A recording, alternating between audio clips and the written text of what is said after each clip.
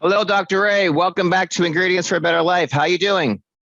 I'm doing great, Jay. Thank you for having me back on Ingredients for a Better Life. So this week is, I know, a subject that's very near and dear to your heart as well as mine with helping people do all the meal prep and everything. It is the Stop and Regrow diet and nutrition, mainly the protein. So I wanted just to jump right in and just, ask you, what we are, what we eat, right? And, what exactly is protein?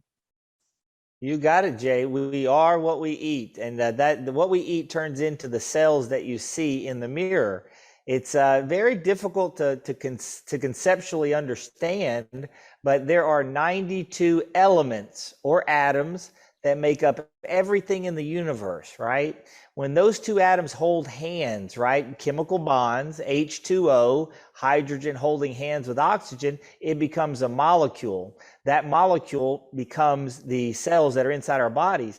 So the molecules of food can be one of three different types of molecules. They can be protein, they can be fat molecules, or they can be sugar molecules. So the protein molecules are the ones that make up most of the cells, the organs inside our bodies, the neurotransmitters, the antibodies. Most things in the body are made of protein, about 95%. Skin is your largest organ, and most people know that skin is comprised mostly of collagen, and collagen is a protein. Muscles, people have a lot of muscle, some people more muscles than others, but the muscle is composed of protein.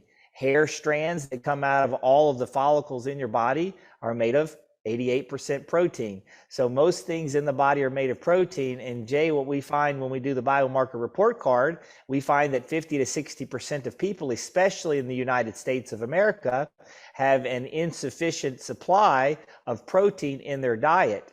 And that's partly because most people don't understand how the small intestines will regulate the amount of proteins that are absorbed inside the body. The protein can only be absorbed 6 to 10 grams per hour.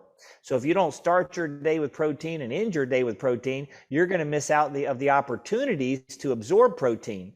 A lot of people out there think you can take in 200 grams of protein a day, and I'm going to take in 100 grams at a time, and I'm going Right? to drink a protein shake that has 56 grams of protein. Well, I can tell you where that protein is. Go check your toilet bowl, right? The small intestines does not have the opportunity to absorb the protein. So you can read studies about having too much protein in your body, and that can happen, Jay. How does that happen? It's when you go outside of God's regulation. God has a small intestines that will regulate the amount of protein in your body because God knows that too much protein in the bloodstream could harm the sensitive organs in the body. But when you're in the hospital and doctors like myself get involved with putting the proteins and the fats and the sugars in your body, Jay, we can make mistakes sometimes. And that's the only time you're going to read studies about having too much protein inside your body. It is not possible. And we're talking about absorbable protein, right? So there's a difference between absorbable and non-absorbable protein.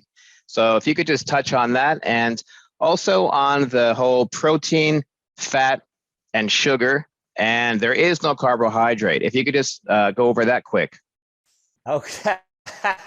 Jay, that's a lot to go over pretty quickly. That's about a 45-minute session inside for the part one consultation where we educate the patients. But I think what would probably serve people most is do these one at a time. But Yeah. let's go over that question one at a time. The first question was what's the difference in the sugars and the carbohydrates? I don't like to overthink it, Jay, right? A lot of times you'll read healthy and unhealthy, complex and simple. Don't get involved with the nonsense, right? There is carbohydrates, which are all sugars, right? If you put sugar in the body, the sugar is going to be inside your bloodstream. If you don't put it in there, your body cannot make it. A lot of times people read the food pyramids and they're double downing on fruits and vegetables, and fruits and vegetables are carbohydrates. They will be sugar. And if you juice a lot of stuff, that will turn into sugar. That's usually is not what gets people, Jay. Yep. 55% of Americans drink too much alcohol. Alcohol is a sugar, and that will be a problem inside your bloodstream. So a lot of people they eat too much of they drink a little too much of the alcohol, and then they eat too much of the cakes and candies and the bad stuff that they know is not good for them. And there's about 40 to 50% of the people drink soda pops. about 1 to 2 sodas a day, Jay. So it's usually not the vegetables and fruits that's getting too many people, but it's usually the other. And breads aren't really the big problem either. It's the liquid types of sugars that get absorbed in the body, and there is no rate limit for that, right? The body needs to get in whatever sugars it can for energy, and that's the key, is taking in just amount of energy of the sugar as energy for the body, and that's it. Momentary fuel. If you take in too much momentary fuel and you don't burn it, you don't exercise, you don't do anything, your body will store the extra sugar as the fat. Usually the other bucket is the fat bucket, and you mentioned the fat bucket, and there's 2 types of fats. There's a good fat and a bad fat. I take that total cholesterol number, Jay, and I throw it right out the window. I could care less if your HDL was through the roof, which I have some clients that eat 3 avocados a day, HDL 148. Okay. I've got a client that eats almonds all day, every day, almonds. She's got 142 on the HDL. You can't hurt yourself with the good fats. What are you making with good fats? Well, the good fats make cell walls. You have 100 trillion cells in the body. They all have cell walls. So good fat turns into cell walls. They also turn into hormones. It's the exact molecular shape as the testosterone in your body that turns into the good or the bad variants based on the enzymes in your body. So I've got a lot of 20-year-olds that come in the office, their total testosterone is 300, their HDL is 32, and it needs to be over 60. So if you don't eat the good fat, you cannot make the hormones inside your body. So it's about understanding. So we go over the science of nutrition and how the biochemistry works inside the body, but we do the simple things about how the body absorbs nutrients. And there's really only 3 big macronutrients that you need to understand.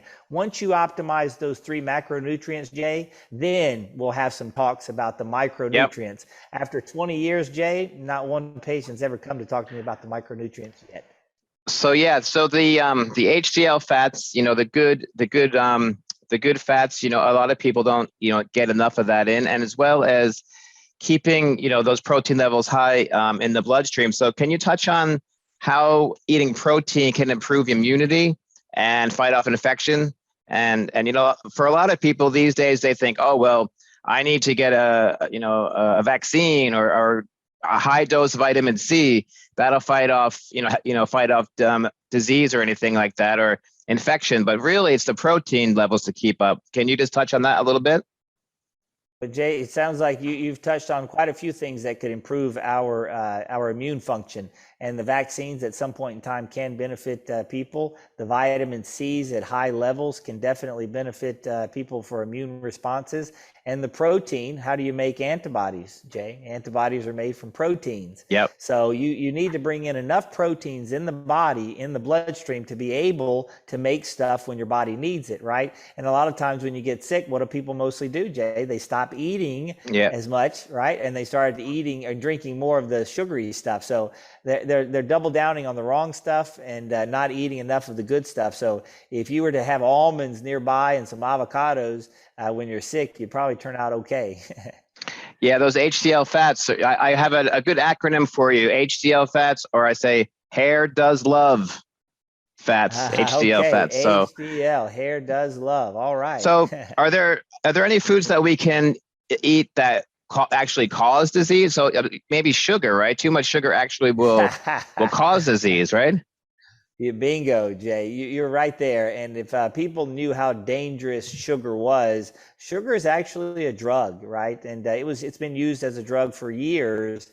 And it's the one that's killing a lot of people today, but they want you to stay around long enough. It's very profitable, Jay. There's a type 1 diabetes, and that's genetics. And now there's a new type 2 diabetes, and that's overconsumption of sugar with bad habits over time. And now people are being told that that's genetics, and that's called bad habits. I have a master's in human behavior, Jay, as well as a firm understanding of genetics and biology. And there is no genetic type 2 diabetes. It's just bad habits over time, and they come from usually your family. That's where a lot of bad habits come from, or habits in general. And the best thing a parent can do for a child is to give them so many good habits, Jay, they run out of time for what? The bad habits. Right. And it's just as easy to learn a new good habit as it is to get rid of a bad vice or an old bad habit as well.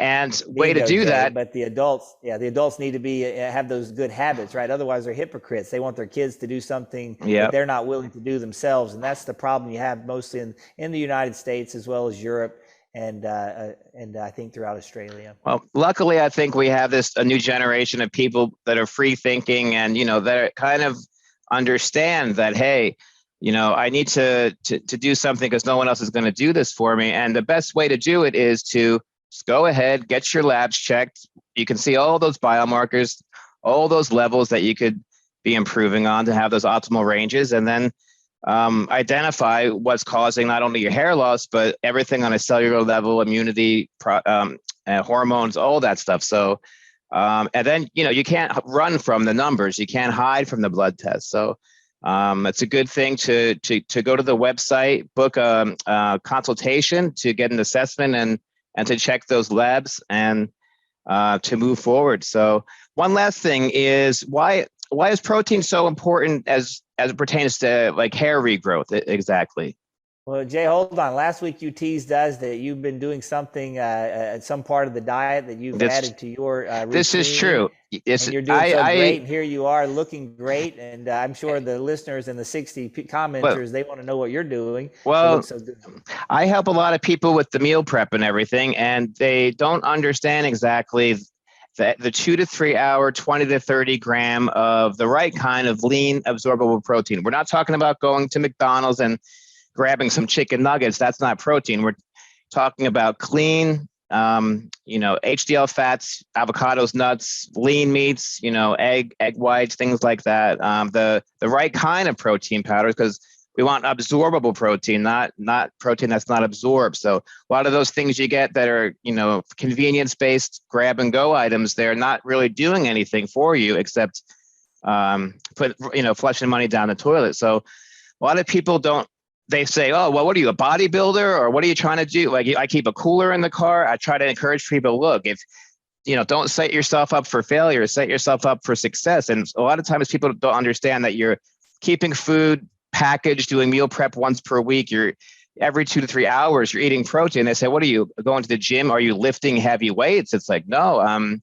trying to keep my immunity up, my protein level strong within the blood.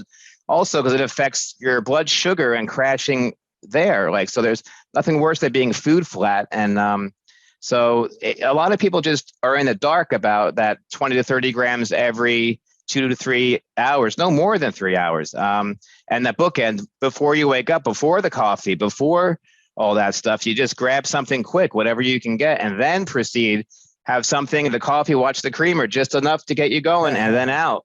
And then it's time again. It's always, but you lose weight, you have more energy, and I swear the hair grows and the nails grow faster. And I have one more thing special for you today, Dr. Ray, that I thought you'd appreciate is I like to feed birds. That's one of the things I like to do because I have, I get this not protein, but, 3 grain, seeded, nuts and seeds. For a bread option, it's pretty good because I put avocado on there, stuff like that. But this bag has a bunch of seeds, on the bottom. So with the birds, I often will just go feed them, and they're happy, calling all the other birds into a friend's, a nice HDL party they're having out there, really. But then sometimes I get this box cereal for convenience, it's honey almonds, right? But lots of sugar, so I can't even eat it sometimes, or I eat it as a dessert item with Greek yogurt. You don't feed because it to the birds, do you? You're going to have diabetic birds. That's exactly where I was going. Sometimes you get to this, I get to this bottom end, and today I went to feed them, and they look at me like, what are you doing? What are you doing exactly? Where's our HDL party? And they're not happy. They're not in a frenzy about this. So I did a little research, and I said, well, what are feathers made of? Keratin, right? And keratin's a type of protein. So, and they've got lots of energy and everything. So birds they don't eat for pleasure, for flavor. They eat for, survival. So they knew instantly. So I just thought you'd appreciate that little story. Well, Jay, I've got a similar story as well. I live out here next to the rainforest, and we've got quite a few squirrels out here. And a lot of times I'll throw some extra nuts. I eat a lot of nuts over here. So I throw them out there, and they're gone. I put some honey roasted nuts out there, Jay, and every place I put those honey roasted nuts, they've been there for the last 3 days. Not one squirrel has touched them. Yeah, So I I think wouldn't. you're onto Yeah. something. That squirrel has a lot of muscle and they got a lot of hair, and the hair must be made of a lot of protein, right? Well, I tell you what, don't be giving any of those sugary nuts to the Martians. You know, I don't think you'd want to get one of those guys angry. You know, Yeah, so I don't think they've got sugar in Mars, Jay. They're too smart for that. this is true. All right, Dr. A. Well, thanks again. Thanks for your time. We'll make sure to get the information out there, and then everybody's in the comments. Just keep the comments coming. Again, thanks to Cleve for all the hard work with being honest and putting himself out there in public. So that's been very helpful. And I think very slowly we're seeing a new trend in how this whole thing is playing out, and slowly but surely we're getting the information out. Well, very good. Thank you, Jay. I appreciate everything you're doing. And just in case some of the listeners want to see some of the befores and afters, we had a case that came in this week, and a patient been on the program for less than 7 months, I think around 6 months, and an unbelievable before and after. So if some of the patients want to see some of those Christmas coming early types of stories, and this patient came in 21 years old. His dad came in and had positive success, then brought in his son, 21-year-old son, and less than a year into the program, he's doing great. But those types of things we can share on your channel, and have that, offer that to the listeners if you'd like. Sounds good, Dr. A. Well, thanks again. We'll see you next week. Take care of yourself. I know you will. And thanks for joining us on Ingredients for a Better Life. Take care. You got it. Thank you, my friend. Bye-bye.